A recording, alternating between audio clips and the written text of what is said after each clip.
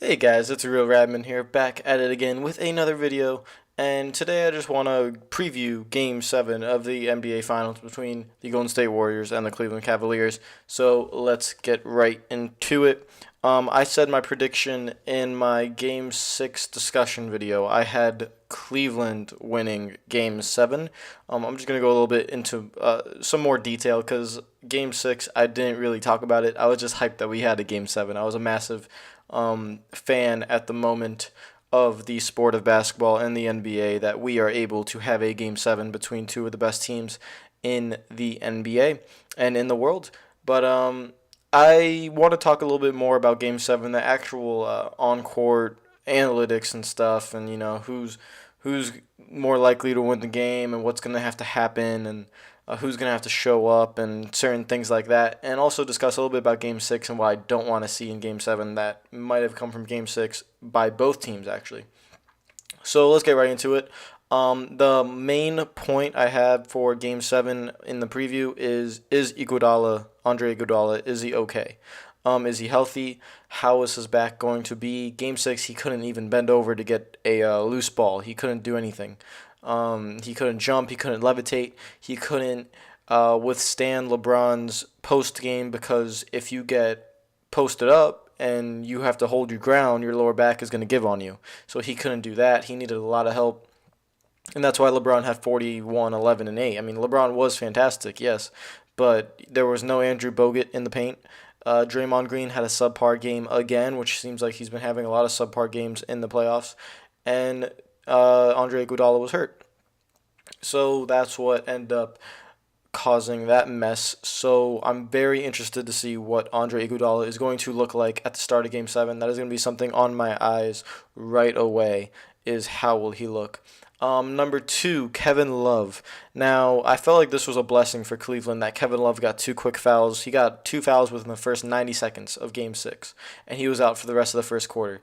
Then came the second quarter. He played for about 2 minutes, and he got his third foul. He was out for the rest of the second quarter. Whenever Kevin Love was in the game, Golden State looked like they could make a run. And when Kevin Love would get a foul, he'd go to the bench, Richard Jefferson would come back in, and Cleveland would pull back away. I understand Kevin Love's. I understand how good of a player he can be, the reputation he has, and the fact that he gets paid $110 million. But if I am Tyronn Lue, Kevin Love cannot play more than 15 minutes in this Game 7. 15 minutes is the max. He is a matchup nightmare. He just doesn't match up well against Golden State. He can match up well against other players and be a good or other teams, excuse me, and be a good third option, but definitely not against Golden State. Golden State has him covered, and I would make sure I don't play him as much. But listen, hey, if he plays well in Game 7, bravo to him. But just from what I've been seeing these first 6 games, I can't trust Kevin Love if I am Tyronn Lue. In a Game 7 like this, I think Mark Jackson said it, you only play the players you trust. That would be a Richard Jefferson. That would be a Tristan Thompson. That would be a Mo Williams even. You trust those players to come off the bench and help you. Iman Shumpert. Those players can come and help you off the bench. Kevin Love as a starter, I don't know about him. I would play him 15 minutes. If he's going well, maybe push it to 20. But I have not seen enough defensively for Kevin Love to actually be a part of the series. Third point, Steph Curry. I feel like he had a pretty good game in Game 6. It was a quiet 30 points. But he made most of his threes. He was getting loose. He needs to do the same thing he did in Game 6, just not lose his composure and stuff. And he needs a lot of help from his teammates. I feel like Steph is going to show up. I feel like LeBron is going to show up. I'm not really worried about those two guys. Klay Thompson needs to play better. Harrison Barnes, I have no idea where he's been. He must have taken a vacation or something. He can't make a shot. He went 0 of 8 in Game 6. I think he went 2 of 14 in Game 5. He has been abysmal. He's been atrocious. I can't speak. And Steve Kerr only played him 16 minutes in Game 6 because he couldn't rely on him. It was just really, really bad. It was getting to that point. Harrison Barnes at home, role player with the crowd behind him. He should play better. He needs to play better. He's costing himself a lot of money right now by playing like this. Let's see. Draymond Green, he's had a lot of subpar games in the playoffs this year. He needs to not have that subpar game anymore. He needs to get going, and he needs to have a great game. Klay Thompson, he can get hot. I'm not really worried about him. I feel like he will show up in the Bay Area as well. Steve Kerr, defensively, I think he just needs to make a couple of adjustments. The fact that Andre Iguodala might be hurt, and the fact that there's no Andrew Bogut, they have to clog the paint. If you get beat by Cleveland threes, you have to live with it at that point. But what's been happening at this point in the series, game 5 and game 6, is when Bogut goes down and Iguodala is hurt, there is no one in the paint. I know Draymond Green is just one player, and he's only 6'8".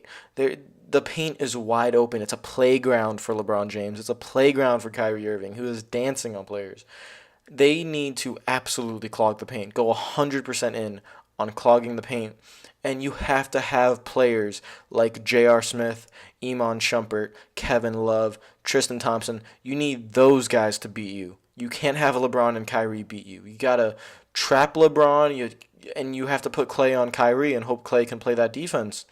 I know Steve Kerr is reluctant in trapping LeBron. I know a lot of people would be reluctant of trapping LeBron if he gets to the top of the key or gets to the post or something like that, because you see Steph Curry get trapped off a pick and roll, and then it becomes a 3-on-2 situation or a 4-on-3 situation where the offense has the advantage because of the trap.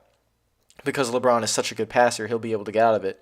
But you have to make someone else beat you. If you trap LeBron earlier in the game, maybe he goes into passive mode. Maybe he's not that aggressive.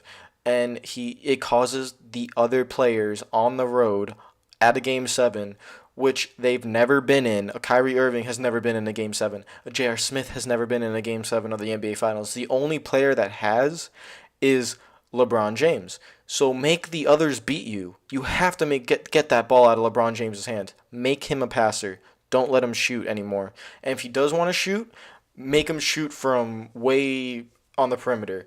Clog the paint when he gets the ball. If he gets the ball on the elbow or I think 17 feet away on the wing, trap him and make everyone else beat you. You have to rely on that. I think that would be the way I would go early in the game to set a tone. Hopefully Steph and Klay and the offense can get going. And then once you set the tone, you can stop the trapping a little bit and confuse them. Then they don't know when you're going to trap. It confuses LeBron's mind when he has to think a lot of when is the trap coming, when is it not, and when can I be aggressive? Because right now they don't have the paint protection, and that is going to be a lot of trouble. Kyrie Irving, I'm not really worried about him for Game 7.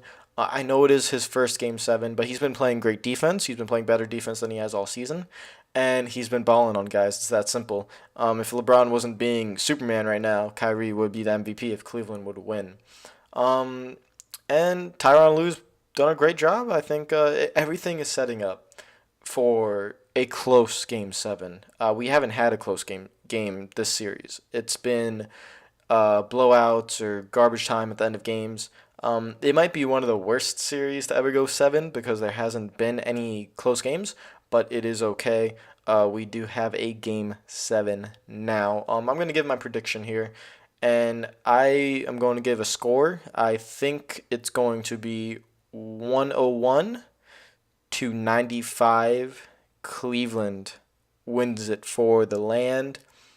With my main reasons, like I said, is Andre Iguodala is not healthy with that back problem. I don't know if he will get healthy, and if he is, it could get tweaked again in Game 7. There's no Andrew Bogut, Festus Ezeli, Harrison Barnes. They forgot how to play basketball. Sean Livingston has disappeared ever since Game 1. It's going to be tough for Golden State unless there's an explosion from Steph Curry, and I am fully aware that can happen, and it probably will happen because Steph Curry is a bad man, and he can get it done on any occasion, on any stage. I know he can. Quick side note, Ayesha Curry, just stay quiet for Game 7. If you guys win, then you could go all hell, break loose on Twitter, celebrate, I don't care. But for now, let's just not try to criticize the NBA and put your husband in a precarious situation because we don't want that. No distractions for Game 7. This is what we have been waiting for. Guys, let me know what you think down below. Who is going to win? Do you have? Do you have the king, LeBron James? Do you have the reigning two-time MVP and defending champions Golden State with Steph Curry? Let me know what you guys think. If you like this video, please hit that like button. And if you are new to the channel, which you probably are because I just started YouTube about 3 weeks ago, you can hit that subscribe button.